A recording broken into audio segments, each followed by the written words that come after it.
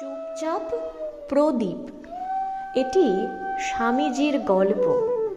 একবার গ্রাম বাংলার এক প্রান্তে স্বামী বিবেকানন্দ হাঁটতে হাঁটতে থামলেন। একটি কুঁড়ে ঘরের সামনে দেখলেন এক বৃদ্ধা মাটির প্রদীপ জ্বালাচ্ছেন।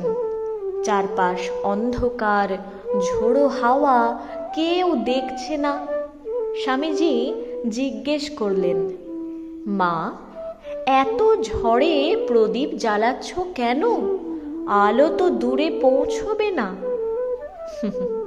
বৃদ্ধা শান্তভাবে বললেন, বাবা, আলো দূরে পৌঁছোক বা নাই পৌঁছোক, আমার উঠোনে অন্ধকার থাকুক, এটা আমি মেনে নিতে পারি না।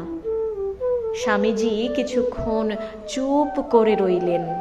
তারপর ধীরে ধীরে বললেন, মা, তুমি জানো না তুমি কি করছো? বৃদ্ধা এই কথায় বেশ অবাক হয়ে স্বামীজির দিকে তাকালেন।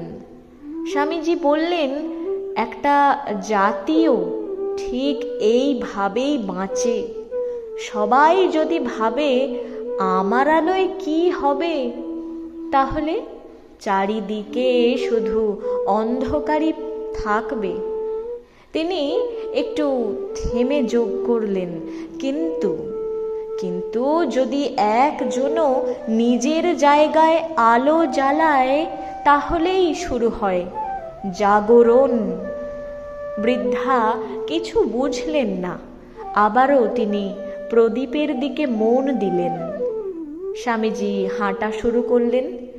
সঙ্গীরা বললেন, মহারাজ, ওই বৃদ্ধা তো কিছুই বোঝেনি। স্বামীজি তখন মৃদু হেসে উত্তর করলেন, বোঝার দরকার নেই। যে মানুষ নিজের দায়িত্ব পালন করে, সে অজান্তেই জাতিকে শিক্ষা দেয়।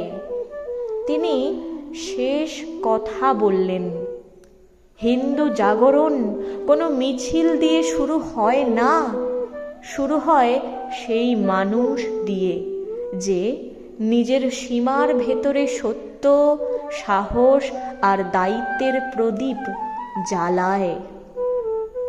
সেদিন সন্ধ্যায় ঝড় থেমেই গিয়েছিল, কিন্তু সেই কুঁড়ে ঘরের সামনে একটি ছোট্ট আলো অনেক দূর পর্যন্ত অন্ধকারকে হার মানিয়েছিল।